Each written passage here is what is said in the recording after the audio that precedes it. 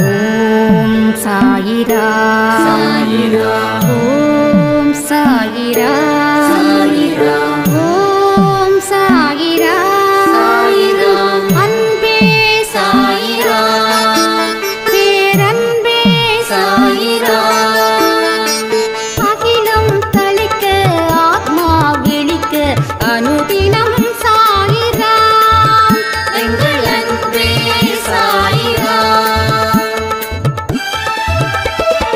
ஒன்றே இறைவன் ஒன்றே பூமிக்கென்றும் சாயிரா சரணம் சாயிரா நன்றே செய்து வாழ்வோம் நாம் ஒன்றே செய்து வாழ்வோம் அன்பே சாயிரா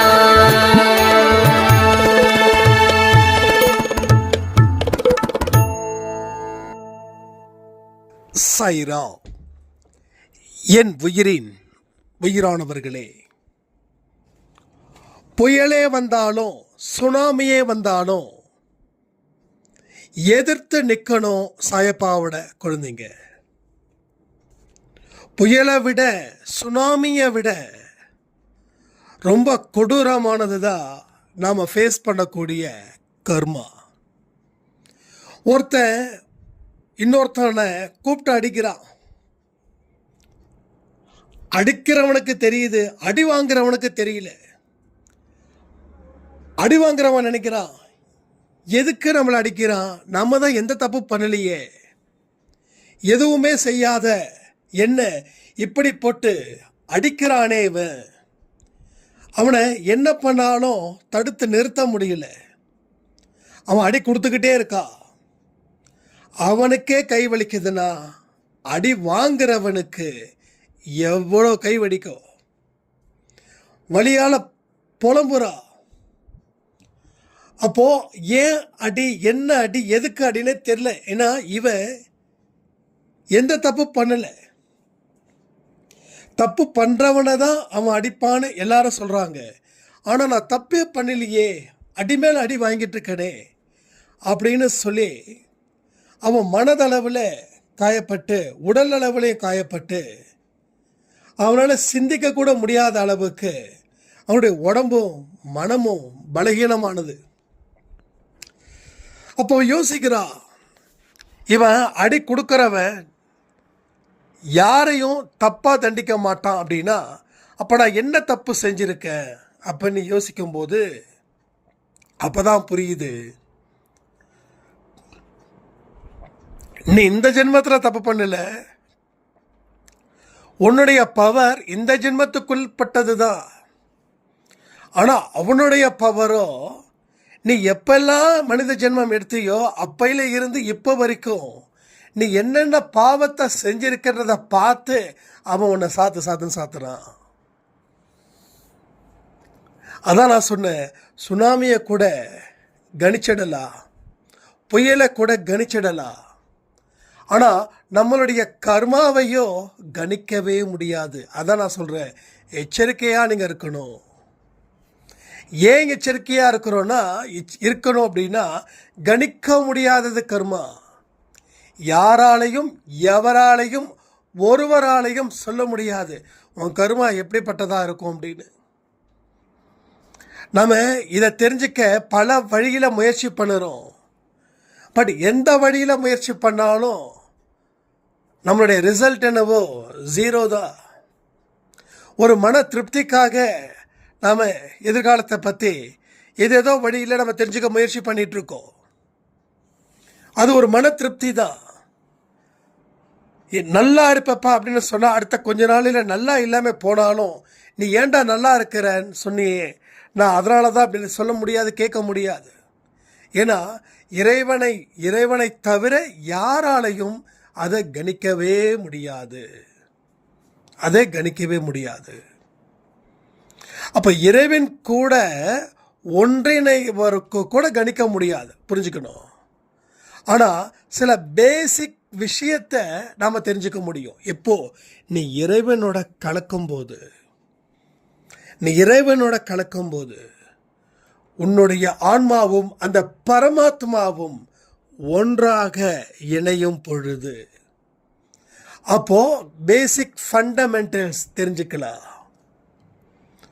இந்த இன்பமும் துன்பமும் நிலையில்லை.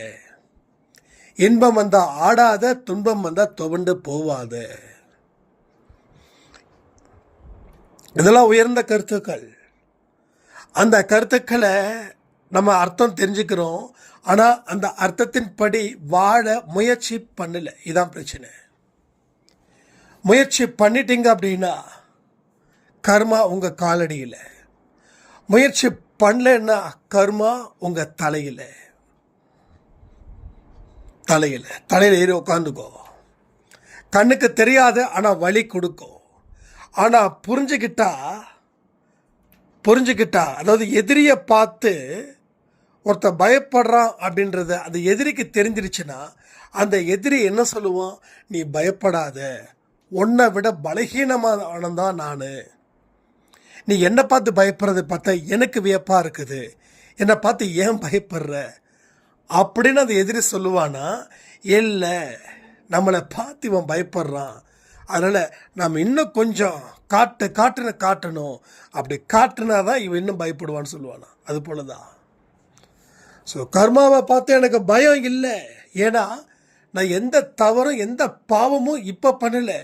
போன ஜென்மத்தில் முன் ஜென்மத்திலையோ என்ன தப்பு என்ன தவறு பண்ணாலும் கர்மா என்னை தண்டிக்கட்டும், அது தண்டிச்சு தான் ஆகும் அப்படின்னு நினைக்கும் போது நான் ஏன் அதை பார்த்து பயப்படணும்? பயந்தா அது என்னை விட்டுட்டு போயிடுமா?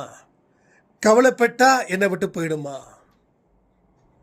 ஓடி ஒளிஞ்சா என்னை விட்டு போயிடுமா? போகாது. ஏன்னா அதை யாராலையும் தடுக்க முடியாது. அது உன்னை அட்டாக் பண்ணி தான் ஆகும். அதனால நீ கொஞ்சம் எச்சரிக்கையா இரு. அப்போ எதிரி உன்னை அட்டாக் பண்றான் அப்படின்னா நீ பலகீனமா இருந்தா அவன் தள்ளி விட்டானா கூட நீ கீழே விழுந்துருவ. அப்ப எதிரி எந்த அளவுக்கு பலமா இருக்கானோ நீயும் பலமா இருந்தா அவன் தள்ளி விட்டா கூட லைட்டா அடிபடும், பெருசா அடிபடாது. நீ பலகீனமா இருந்தா அவன் லைட்டா தள்ளி விட்டாவே எனக்கு பெருசா அடிபடும். எது best? Which one is best? அப்போ என்ன பண்ணணும்? நம்ம பலத்தை அதிகரிக்கணும். எப்படி அதிகரிக்க முடியும்? ஒரு பாக்ஸிங்கில் ஒரு ஃபைட் பண்ணும்போது நம்ம யார் நம்மளை ஆப்போனண்ட்டில் இருக்காங்களோ அவங்களுடைய வெயிட் நமக்கு இருக்கணும். பட் அவன் ஒரு 90-95 கிலோவில் இருக்கான், நாம் ஒரு 50-55 இருக்கிறோம். இப்போ யார் ஜெயிப்பாங்க, யார் தோப்பாங்க? அப்போ என்ன பண்ணணும்? உடல் ரீதியாக பலத்தை அடையணும். அதற்கு உண்டான பயிற்சி, அதற்கு உண்டான உடல் கட்டுப்பாடு, மனக்கட்டுப்பாடு, உணவு கட்டுப்பாடு, இதை எல்லாத்தையும் மெயின்டைன் பண்ணி நீ அந்த போட்டிக்கு தயாராகும் போது நீ இப்போ எதிரிக்கும் பயம் வரும். இல்லைன்னா என்ன பண்ண முடியும்? எதிரி உன்னை பார்த்து சிரிப்பான். ஒரே தூக்கி துணி துவைக்கிற மாதிரி துவைச்சி போட்டு அப்படி தூக்கி கடைசிட்டானா அந்த கட்டை வச்சுருப்பாங்க பாருங்கள், அந்த 4 திசையை நோக்கியும், அந்த 4 கார்னரில் அந்த இடத்துல தூக்கி போட்டுருவாங்க. அதுக்கப்புறம் நடுவார் 1 2 3 எழுந்திருக்க முடியாது. ஸோ இப்போ அவன் அளவுக்கு உடல் பலத்தை பெருக்கிறதுக்கு நாம் பல விஷயத்தை ஹேண்டில் பண்ணணும். அதுக்கப்புறம் அவன் முன்னாடி போய் நிற்கணும். அப்போ அவனுக்கு தோணும், இவன் நம்மளை மாதிரி பலசாலியாக தான் இருக்கான், இவனை சாதாரணமாக எடை போடக்கூடாதுன்னு சொல்லி அவன் என்ன பண்ணுவான்? தோல்வி அடைஞ்சிடக்கூடாதுன்ற ஒரு நெகட்டிவிட்டியும் அவனை சூழ்ந்துக்கும். அப்போ ஒரு ஸ்டெப்பாக கவனமாக வைக்கணும்னு சொல்லி அந்த இடத்துல அவன் தோற்று போவதற்கும் சான்சஸ் இருக்குது.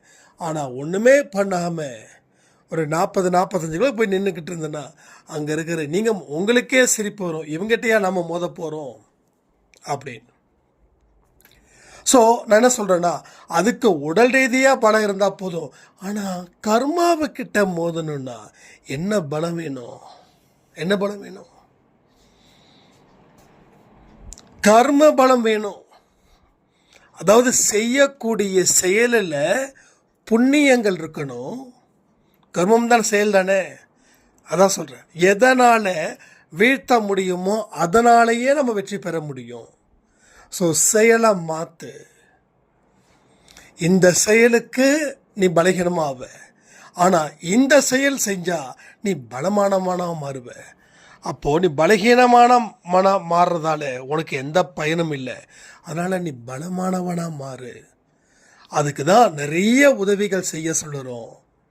கடவுளுடைய சச்சரித்திரம் புக்கை படிக்க சொல்லுறோம்.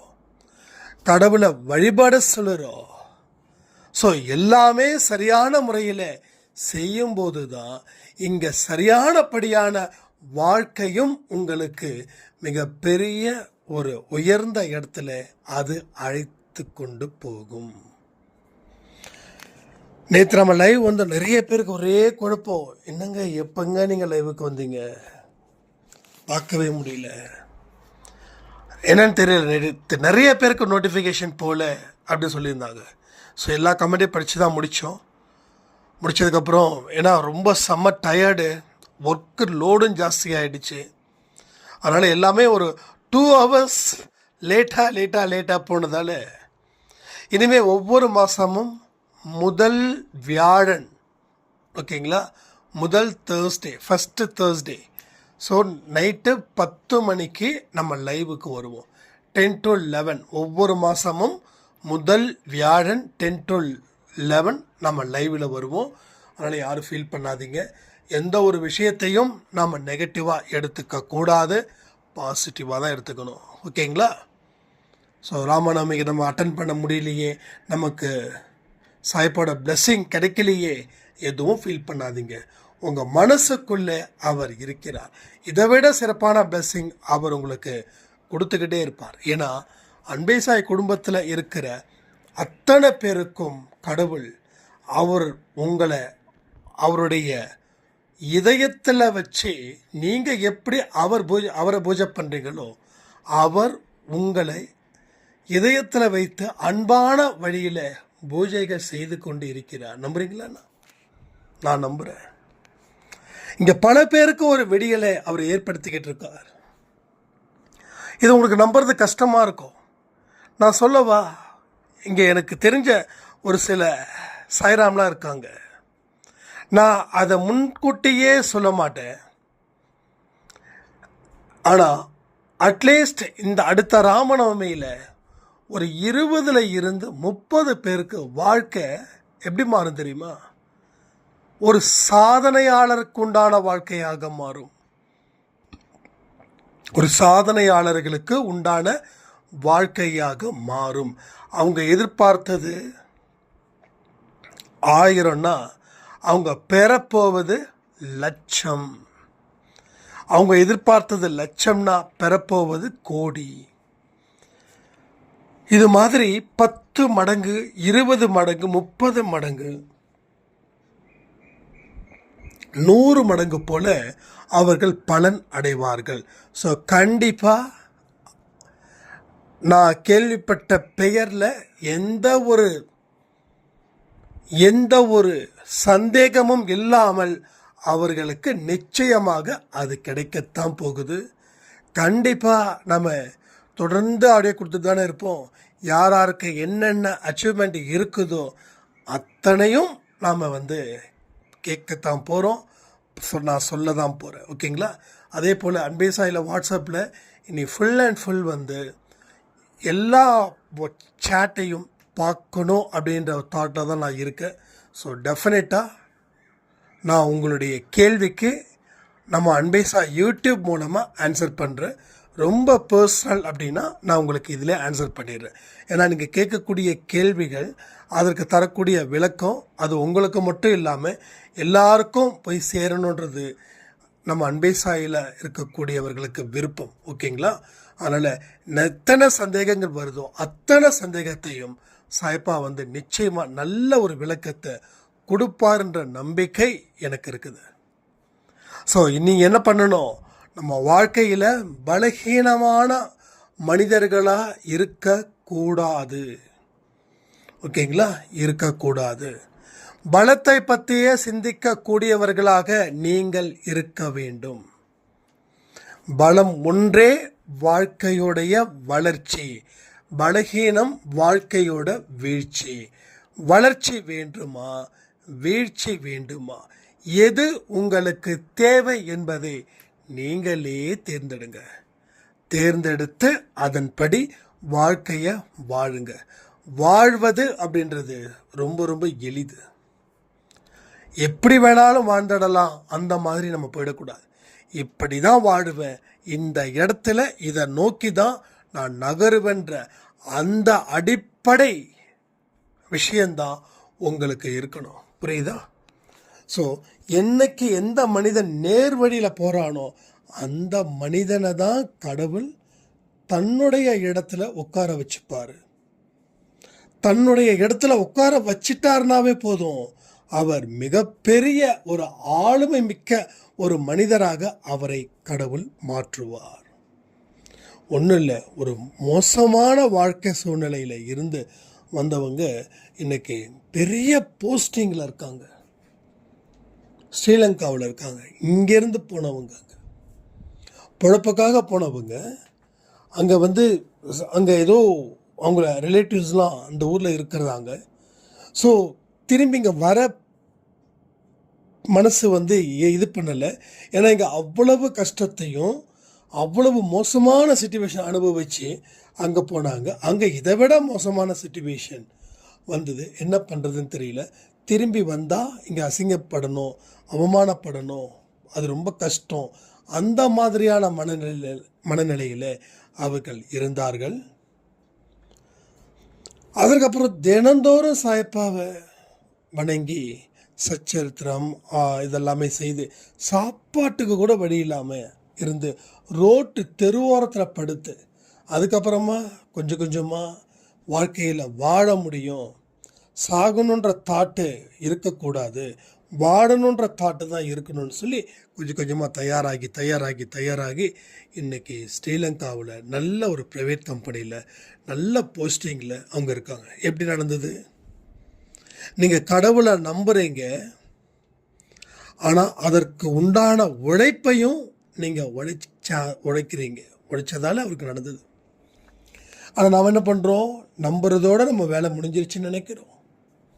அதற்கப்புறமா இருக்கக்கூடிய பகுதியை நாம் ஏற்க மறுக்கிறோம். ஸோ எல்லா பார்ட்டும் கவர் ஆனாதான் எல்லாமே சிறப்பான ஒரு விஷயமாக, சிறப்பான ஒரு வாழ்க்கையை அது கொடுக்கும். ஸோ அதை நாம் தெளிவுபடுத்தாமல் வேறு எதுலேயுமே நம்மளால் முழு முயற்சியை நம்மளால் ஈடுபடுத்தவே முடியாது. இதையெல்லாம் புரிஞ்சுக்கோங்க. புரிஞ்சுக்கிட்டு வாழக்கூடிய வாழ்க்கையில் தெளிவான ஒரு வாழ்க்கையும் மன நிறைவோட ஒரு வாழ்க்கையும் வாழணும்னு சொல்லி இந்த பதிவை நான் முடிக்கிறேன். ஜெய் சாய்ராம்.